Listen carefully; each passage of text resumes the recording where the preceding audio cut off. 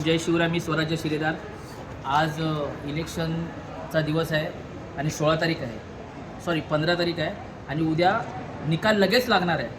हरकत नाही, पण मी ज्या मशीनवर माझं वोट ठेवलं आणि मी वोट केलं, माझं वोट त्या ज्या मशीन आहे त्यामध्ये जे उमेदवार आहेत हे 5 उमेदवाराची लिस्ट होती. त्या 5 उमेदवाराच्या लिस्टमध्ये मी बटन दाबलेलं आहे. पण कसं आहे, मी वोट केल्यानंतर खरोखर ते वोट मी त्याच व्यक्तीला दिलेलं आहे की नाही हे कसं कळणार? कारण का गेल्या वर्षी EVM मशीनच्या माध्यमातून जेव्हा मी वोट करत होतो तर मी वोट केल्यानंतर ते वोट मी कोणाला दिलं आहे ते दिसत होतं. पण आता मी जे वोट केलं ते वोट केल्यानंतर ते वोट मी माझ्या त्याच माणसाला वोट दिलं आहे का हे दिसत नाही आहे. इलेक्शन कमिशन ज्याप्रमाणे स्वतःच्या मर्जीने जे रूल्स लावतं आहे हे चुकीचं आहे. जनतेचे सेवकात लोकहिताच्या गोष्टीसाठी, लोकशाहीसाठी तुमचं प्रत्येकाचं कर्तव्य जनतेला विचारणं.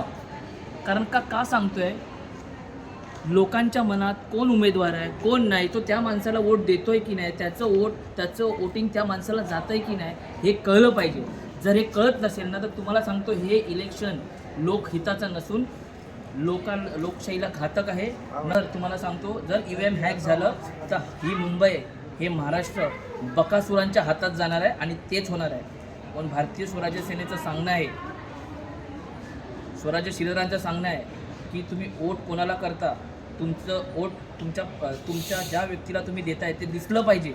जर ते दिसत नसेल तर नक्की लोकशाही घातक आहे आणि ह्यावर आवाज उचलला पाहिजे.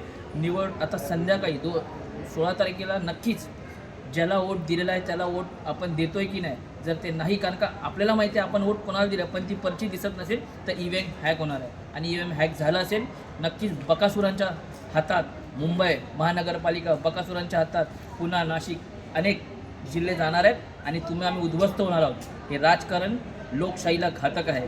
इथेच थांबतो, तुमची रजा घेतो. जय हिंद, जय शिवराय.